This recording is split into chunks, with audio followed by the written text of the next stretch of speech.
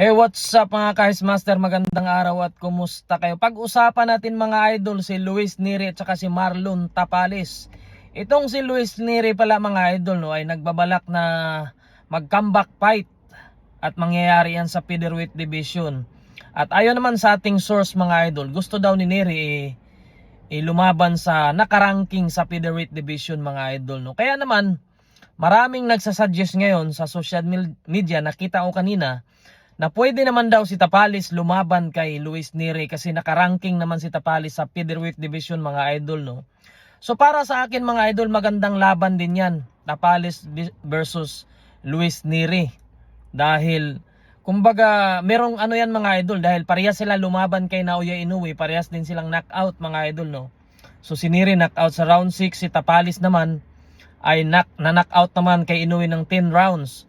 So, ito namang si Luis Nery mga idol, tinalo din ni Cuadro Alas pamamagitan ng 4th round knockout mga idol. Kaya maganda ding tingnan kung talagang maglaban sila ni Tapales. Maganda, excited din ito mga idol kung ano bang mangyari sa laban nila kung sakaling magharap sila. Sino kaya ang mananalo kasi itong si Tapales, kumbaga yung style nito, may pagka-fighter, meron din pagka-technical.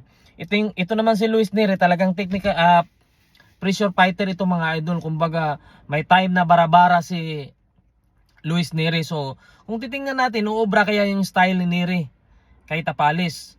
So para sa akin mga idol, kung maglaban sila 50-50 kasi itong si Nery malakas din. Kumbaga pag tumama yung suntok niya, kung tumama ng puro, kumbaga may paglalagyan din dito sa Tapales mga idol. Lalo kung marami kasi nagsasabi si Luis Nery ay hindi daw kondisyon nung last fight nila. So dito natin makikita kung anong pinagkakaiba ni Luis Nery kung kondisyon siya. Kasi marami kasing bumabatikos na hindi daw siya kondisyon, ganito ganyan. Pero patingin ko naman kasi kahit kondisyon si Luis Nery na lumaban kay Cuadro Alas, yung style niya kasi, kumbaga yung fighting style ni Luis Nery talagang pasok, swak yun sa style naman ni Casimero. Kasi si Luis Nery lagi lang sumusugod. So itong si Cuadro Alas naman, kumbaga yung mga pasugod na fighter, paborito niya yan kasi kumbaga yung counter niya mga idol, kumbaga pag sinusugod mo si Cuadro Alas, doon siya nakakabuelo ng malalakas na suntok. Kaya para sa akin, kahit 200% si Luis Nery, ganun pa rin mangyayari pag sila ni Casimero ang maglaban. So mga idol, kapag ang Tapales makaharap ni Luis Nery, para sa akin excited na laban din ito. At dito natin malalaman kung anong pinagkakaiba. Kasi kumbaga style mix fight yan, hindi mo masasabi na mabilis lang talunin ni Tapales yan kasi si Nery bara-bara. Kasi si Nery may malakas din ang suntok niyan. Kapag tumama yan, sigurado ako may paglalagyan din sa Tapales mga idol. Sa kabilang banda naman mga idol, merong isang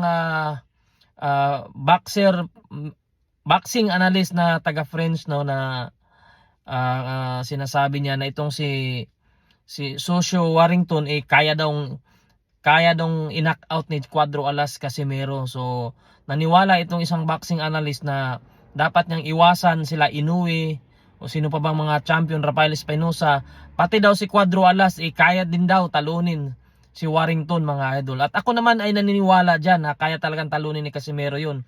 Lalo na yung last fight niya, pinakita niya yung last fight niya na talagang hitable sa mga idol. Pwede siyang tamaan ng malalakas na suntok talaga. At marami pa nga lapses yung referee doon. Dapat knockdown yun, hindi tinatawagan. Kaya para sa akin mga idol, naniniwala din ako na itong si Warrington kaya din talunin ni Cuadro Alas kapag magharap sila.